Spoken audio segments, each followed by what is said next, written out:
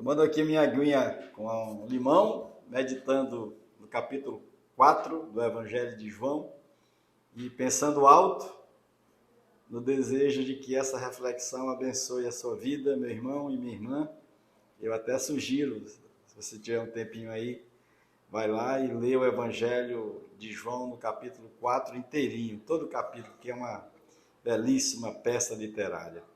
Porque nós temos aqui a história de um lindo encontro.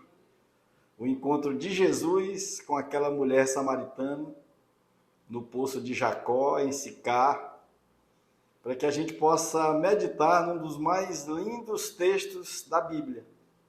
E a gente possa também meditar num ângulo deste precioso ensino, porque esse é um daqueles impressionantes e maravilhosos diálogos de Jesus, repleto de muitas e preciosas lições e ensinos profundos para a nossa vida, e é sobre isso que eu queria conversar com você aqui agora. Esse é um daqueles encontros de Jesus que ressignificam a vida de pessoas absolutamente improváveis, como essa mulher samaritana, por exemplo. E são tantos assim encontros ressignificadores de Jesus, no Novo Testamento.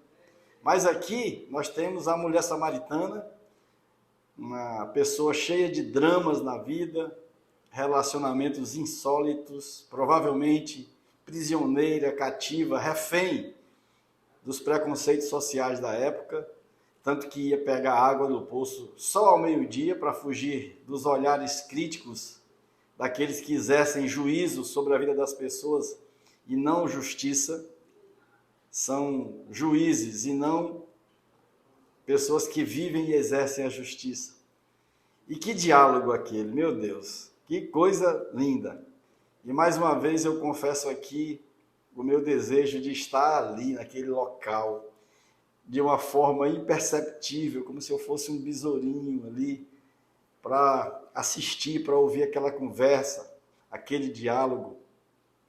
E assistindo a série The Chosen, quando esse encontro ele é relatado, eu vejo que o autor, numa liberdade poética, retrata como se Jesus tivesse ido ali para aquele lugar somente para aquele encontro, somente para encontrar aquela mulher e ter aquela transformadora conversa com ela. E mesmo o texto bíblico não abordando com precisão exatamente isso, mas eu ouso entender que foi isso mesmo. Acho que Jesus foi ali exclusivamente para encontrar aquela mulher, exclusivamente para ter aquele encontro ressignificador que devolveu a vida àquela mulher. E nós podemos refletir sobre as muitas lições que esse texto nos traz, mas eu concentro aqui essa reflexão na nossa capacidade de nós abandonarmos o nosso cântaro, que é o símbolo das nossas carências, das nossas expectativas próprias e desejos, e também as nossas necessidades a partir dos nossos únicos interesses. O cântaro simboliza o nosso egocentrismo, a nossa individualidade, que em nada se harmoniza e nem revela as virtudes ressignificadoras do caráter de Jesus. E aqui nesse capítulo 4 do Evangelho de João, do meio, lá mais para o final, Jesus está nos ensinando e diz assim: eles dizem, ainda falta. Eu, porém, vos digo, ergam os olhos e vejam, já está tudo pronto. É o próprio Jesus que nos ensina que nele já fomos plenamente abençoados. Ele é, o Jesus de Nazaré, a suficiência da vida, a nossa própria suficiência. E não tem a ver com expectativa, meu irmão e minha irmã, pelo que nós desejamos receber. Mas é a essência da gratidão, é a mais plena convicção daquilo que nós em Cristo Jesus já recebemos.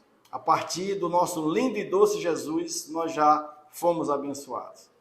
Não é a expectativa de uma bênção futura, mas é a certeza profunda de que em Jesus nós já fomos plena e completamente abençoados e que Deus, lógico, continua a nos abençoar, pois essa é a sua essência, a sua identidade, é a marca registrada de Deus, um Deus abençoador, né? Que por amor absoluto continua a nos abençoar. Mas esse texto nos ensina para termos a convicção de que nós já fomos abençoados e isso precisa produzir gratidão em nós. Para que a gente possa aprender a viver sob a égide da perspectiva e não da expectativa. Não é o cônjuge que eu desejo ter, o filho que eu desejo ter, o amigo que eu desejo ter, não é o chefe que eu preciso ter, não é a empresa que eu gostaria de trabalhar, né? Mas é para a gente aprender a viver, a sermos o cônjuge que o nosso cônjuge precisa, os pais que os nossos filhos precisam, os filhos que os nossos pais precisam, o colaborador que os nossos líderes precisam, os líderes empresariais que os nossos colaboradores precisam, os amigos que os nossos irmãos precisam.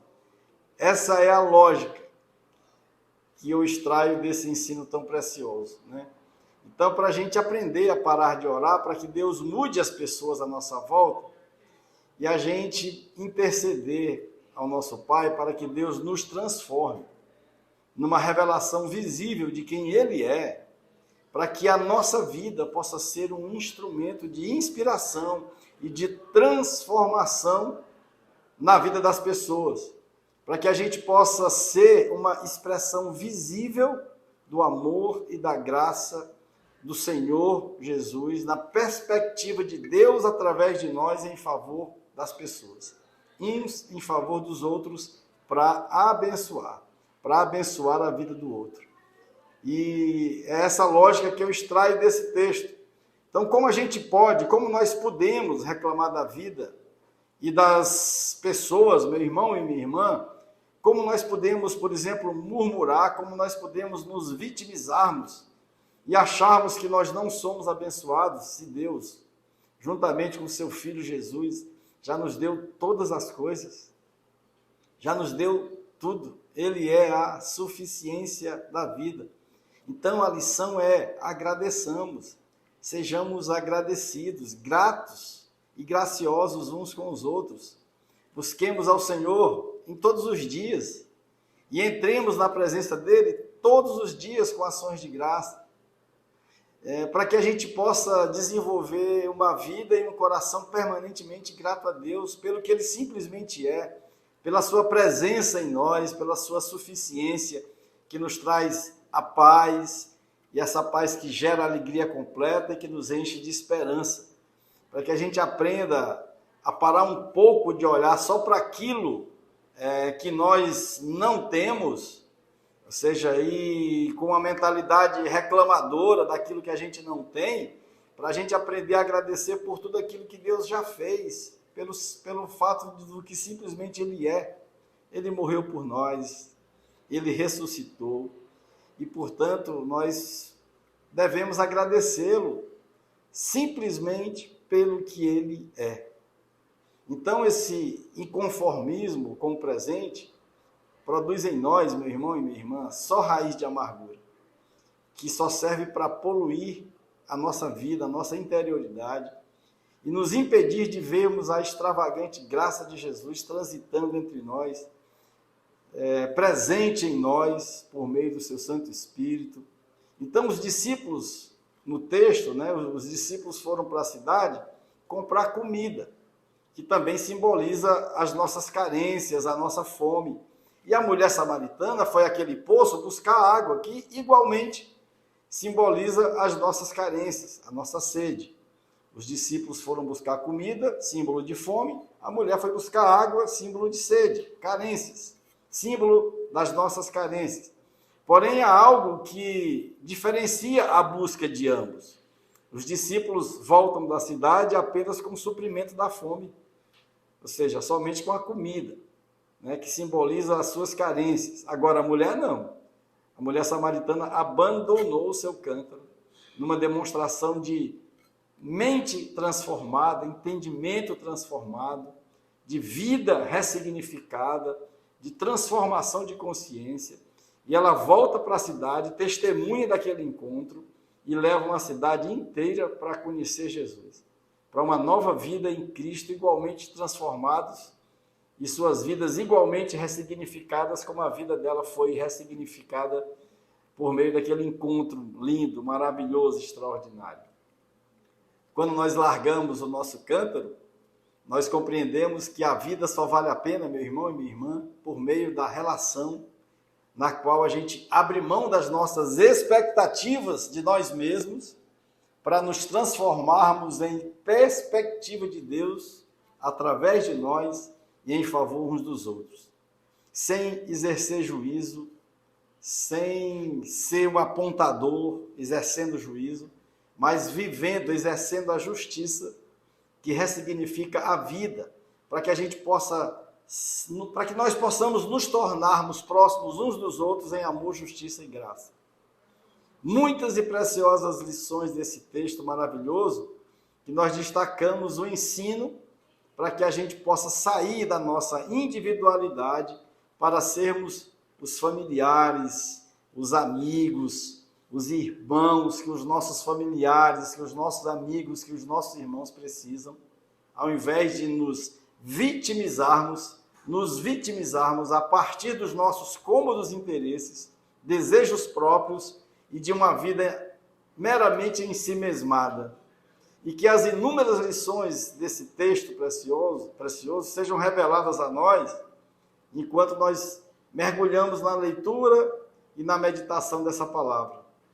Porque nesse tempo, nesses dias complexos, que nós possamos abrir mão dos nossos cântaros para sermos a expressão de Deus, sementes do Evangelho e filhos que revelam e glorificam o Pai Celestial, agindo com amor, agindo com graça da vida do outro, através da comunhão uns com os outros, uns para os outros, para o nosso próprio bem e para o bem das pessoas. Que essas lições que partem do capítulo 4 do Evangelho de João, desse encontro ressignificador de Jesus com aquela mulher samaritana, possa encher a minha vida e a sua vida de lições profundas, de paz, de harmonia, de inspiração, para que a gente possa exercer isso na vida, para que a gente possa, ao invés de termos corações murmuradores, vitimizados, nós possamos exercer, digamos assim, uma vida de gratidão, de permanente gratidão, sabendo que a bênção não é uma expectativa de um favor que eu tenho de Deus no futuro, mas a fé é a plena convicção e a certeza de que em Cristo Jesus nós temos a perspectiva da plenitude da bênção, nós já fomos abençoados. Deus continuará a nos abençoar, mas essa convicção pela perspectiva de, em Cristo Jesus, já sermos plenamente abençoados, isso expande a nossa mente, expande o nosso coração, para nós compreendermos que se um coração alegre traz beleza para o rosto, uma vida plenamente grata a Deus traz beleza, formosura para a nossa vida toda. Que Deus abençoe seu dia, um beijo, um abraço com a alma.